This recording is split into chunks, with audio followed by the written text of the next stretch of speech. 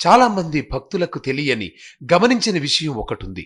అదే తిరుమలలో అసలు ఉత్తర ద్వార దర్శనమే లేకపోవటం. వైకుంఠ ఏకాదశి అంటే ఉత్తర ద్వారం గుండా శ్రీమన్నారాయణ్ణి దర్శించుకోవాలని పురాణ గాథ. కాని తిరుమలలో మాత్రం అలాంటి ప్రత్యేకత కనిపించదు. ఎందుకంటే ఇక్కడ శ్రీవారు తూర్పు అభిముఖంగా కొలువై ఉండటమే అందుకు కారణం. వైకుంఠ ఏకాదశి రోజున తిరుమలకు వెళ్లిన భక్తులు గంటల తరబడి క్యూ లైన్లో నిల్చొని ఆనంద నిలయ ప్రాకారంలోకి ప్రవేశిస్తారు.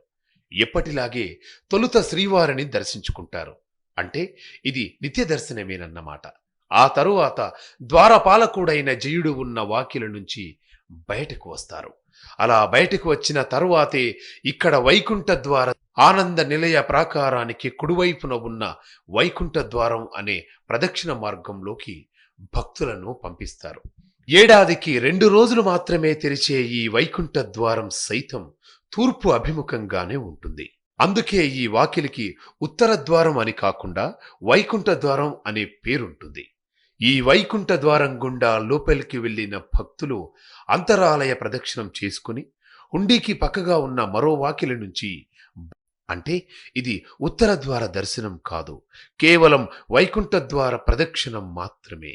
ఇంకా స్పష్టంగా చెప్పాలంటే ఇతర ఆలయాల్లో ఉత్తర ద్వారం గుండా వెళితే స్వామివారి దర్శనమవుతుంది. కానీ తిరుమలలో మాత్రం ముందుగా శ్రీవారిని దర్శించుకుని ఆ తరువాతే వైకుంఠ ద్వార ప్రదక్షిణ చేస్తాడు.